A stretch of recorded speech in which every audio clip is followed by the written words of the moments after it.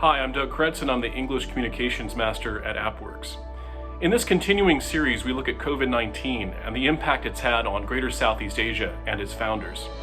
In this second part of a four-part series, I talk to Joseph Phua, founder of M17, and find out how a live streaming and entertainment company locked down fundamentals and was able to grow even in new markets during a pandemic.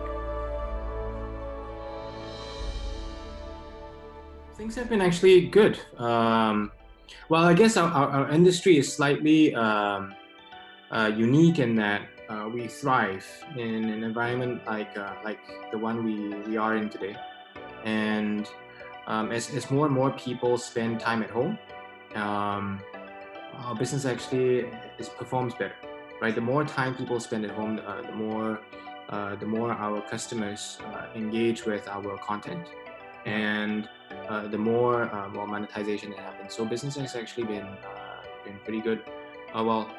Business aside, from a personal perspective, I guess all of us has had to make changes and adjustments to our lives, right? I, for one, have been working from home, and a lot of our team members have also done so. I think in Singapore, I'm actually in Taipei, so in Singapore, it's 1 month. 1 month lockdown was yesterday was the 1 month lockdown anniversary, and then there's 1 more month to go. Right, so Singapore is in full lockdown right now, and so I guess on a personal front, many adjustments, having to work at home, and getting used to noise and from the kids and whatnot. It's something that's been very new. Yeah. Well, people have to find new ways to communicate, right? I think one of the biggest challenges is that you can just reach over and speak to somebody. You gotta make appointments. You have to Google Calendar is suddenly everybody's best friend, and you have to make appointments. You have to be slightly more aware of how things may come across because you're not communicating in person. Yeah. And so I think one of the key challenges, or the key challenges that we've had to overcome would be learning to communicate in this very different world, right? We've had to set I've had to set some rules for myself. So whenever a conversation is not going to be pleasant, it needs to be done in video. And I find that helps. I find that so that things are not misconstrued in that sense. So we're all learning how to communicate. Taiwan's probably one of the least affected markets in any of the markets that we're in, right? And from a work perspective, from a commute perspective, everything has been close to normal. Close to normal. There was a period where everybody was slightly more anxious, but now it's almost normal. It doesn't feel very much different. But with that said, Japan is our largest market, right? Japan has over half of our business, and Japan was actually quite deeply impacted in the earlier part of the current pandemic, and when we had to institute work from home for some period of time in Japan. But even then, I think while it helped in Taiwan, I wouldn't say it detracted our efforts in Japan.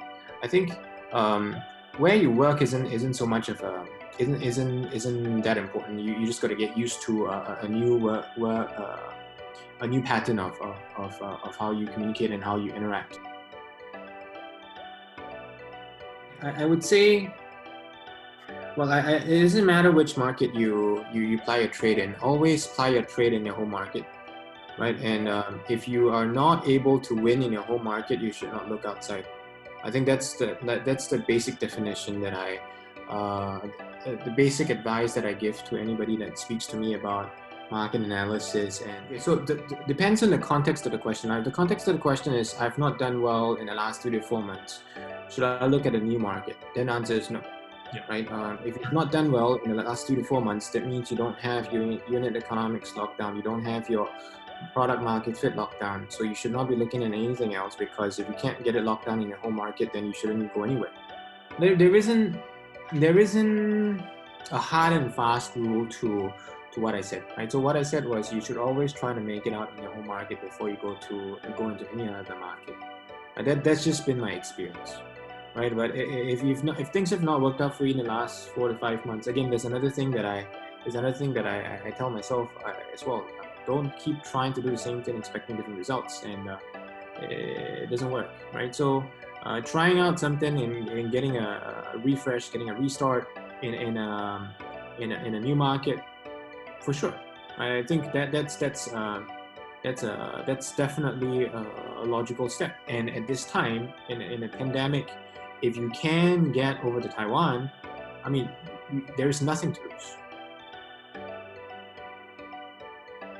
For us, it was slightly different. We locked it down in Singapore. Right? We locked it down in Singapore. I knew I had product market fit. I knew that the product worked. I was having monetization. I was seeing strong metrics across everything, across board, across all the different numbers that we're looking at. And now when you're looking at expansion and when you're looking to expand outside of Singapore, naturally Singapore is very small. You're looking to expand outside of this market, then Taiwan becomes a fit because now the reason why I say that you should only look at your home market first is because if you already have a natural edge and you cannot win, then there's something wrong, right? Now if you, with this natural edge, if you can win, then you can bring that knowledge, that skill sets, that experience to another market that is similar. Now, Taiwan is very similar to Singapore in that sense, and from a spend perspective, from a mobile convergence perspective, from a mobile connectivity perspective, from a population maturity perspective, and all these different things add up, right? Now, and with the upside that it's 4 times bigger than Singapore. Right, and so everything is the same, and you have 4 times the size of the market, right? So from that perspective, the fixed costs to service a larger market, the fixed costs don't change. The core team doesn't change, right now. But of course, from another perspective, the unit cost per dollar of impact is very much dependent on the market again as well. And when I say unit cost, it could be rent. It could be a headcount cost. It could be administrative costs. It could be all these different banking costs, financial costs, and whatnot. And Taiwan has one of the by far friendliest. It's by far one of the friendliest environments I've worked in. And when you compare it with Singapore on a per head basis, it's at least Singapore is at least 40-50% more expensive. And if you compare rent compared with Japan, right? Rent is possibly 3 or 4 times in Japan compared to Taiwan. And when we compare, let's say, rent deposits, Japan requires you to put in a 1-year deposit. Yeah. Right? At Taiwan's like you get away with 1 month per year of rent. Right? Yeah. So all in all, I think Taiwan it's a very friendly environment. Taiwan is as friendly a place to start a business as they come. From a cost perspective, from a market perspective, everything makes a lot of sense, right? It's the best place, I think. To start any type. Well, I'm biased. I'm biased because I've done work in Taiwan and I know this market.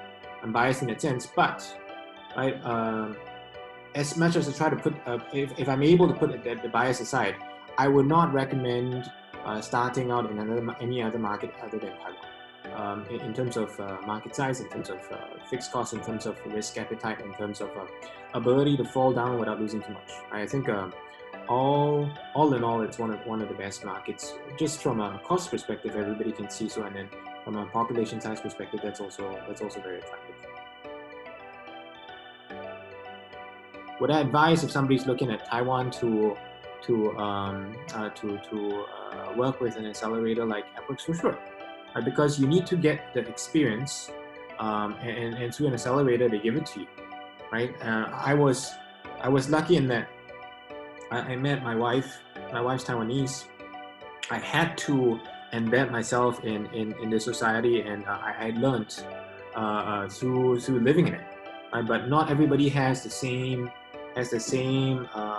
benefit of that I have. So that I had. So definitely going through an accelerator like AppWorks would be helpful.